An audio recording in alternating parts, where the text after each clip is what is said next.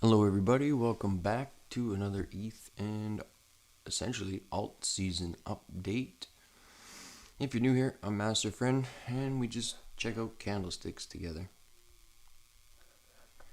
So far the analysis is playing out from the last update. I think the index is where we had our annotations.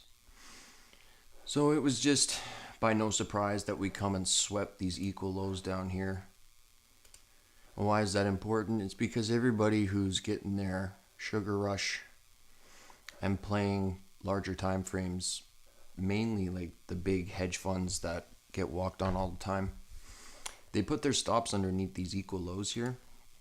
And again, by no surprise, price action come there before reversing.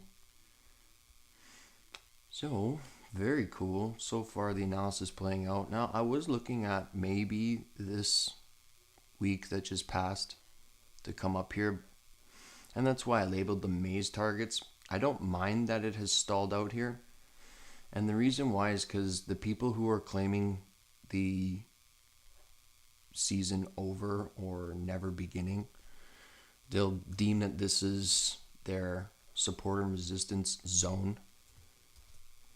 So now that prices flip this support into resistance, they'll be waiting for their bearish engulfing candles and their signals to tell them that they're on side for a $400 ETH. And that's funny. So we're a little bit smarter than the average bear. We're just going to keep it really basic and go with the trend. So the trend was down, admittingly, sure. All the swing lows were getting blown out and the swing highs remained intact until here. So we were looking at this being the bottom, our swing low here in the weekly time frame, materializing a expansion to the upside and breaking trend. That's very important. It broke trend, not just a short-term shift in market structure. That's a trend break. When you see stuff like this on a larger time frame, this is where you're getting your bias, your direction, where you think price is likely going to go next. And that'll be here for me. So I actually don't mind that this candle did absolutely nothing all week. I really enjoy that. And a lot of the things, if you're new with me, are going to seem really backwards, and that's why they work really good. So let's get into it. We've got a compression candle here. Retail traders will see this as some sort of a doji reversal, and they might be on side. They might actually get and put some sort of bearish movement in here, and I would invite that. And the reason why is because it would get everybody short so that we can fulfill our targets up here. I know, again, backwards, but it's okay. So we had two compressions down here. So in relation to the last 7 candles, very, very tight ranges.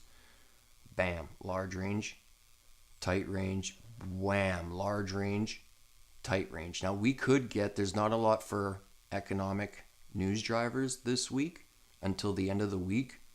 The PMI, which is really good for altcoins as long as it plays ball.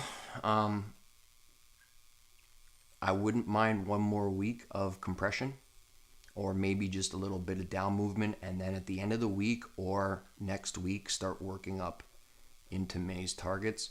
This would also continue the uptrend and give us some wicked confirmation. Now, look, this is going to be backwards to what you want, and that's why it works.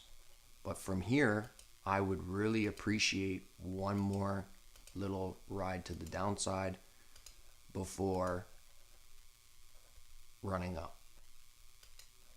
This would be like the absolute best case scenario. If we just start ripping this down movement here, will have to be a little bit deeper than we want to see. We just want to see that price point, maybe, and it could be in turbo up only mode, absolutely.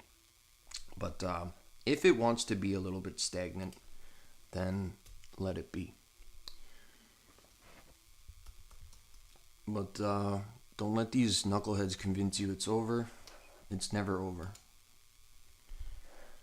So, from the previous update on the futures contract, we have gotten above a beautiful price point. That is awesome. So we had this whole gap here. This whole thing's a gap, and it's pretty gross.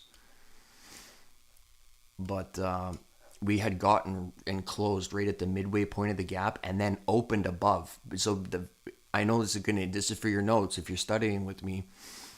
Open above the gap for me is considered a close above. So that to me says that we've closed above the midway point of this specific gap. Now, because things get really confusing and messy, we're just going to stick with this guy here. So we're above support and we've got another gap to the upside. I was mentioning to my Discord members that this has done its job. It's filled half the gap and it's closed back above here, bullish candle. I am so happy with this. So look, I have seen this countless times where we will bounce in between these gaps before running up to the next one. Okay, these things act like magnets. And if they don't, then why are they? Go and study. So still a bullish bias. I wouldn't mind a little dipsky poo. Do we have to come all the way down to here? No, we don't. We don't. But we could. So if that's the case, then let it be. And don't let it scare you. And don't let it convince you that you need to start shorting. You're buying the dip. That's the whole point of charts. You remember when you first came into trading and you heard the thing buy the dip? Yeah, this is how you do it. Had you bought a $1,400 ETH with Gain Age, Staz, and I, you'd be up pretty on that position.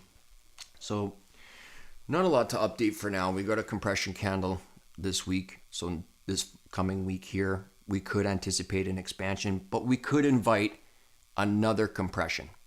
Okay. If we don't do a lot from Monday into Thursday, meaning ETH just flatlines basically, Friday would be when I'm looking for a grand finale. So we'll just see what happens and we'll go from there. See you at Sunday next week. God bless you.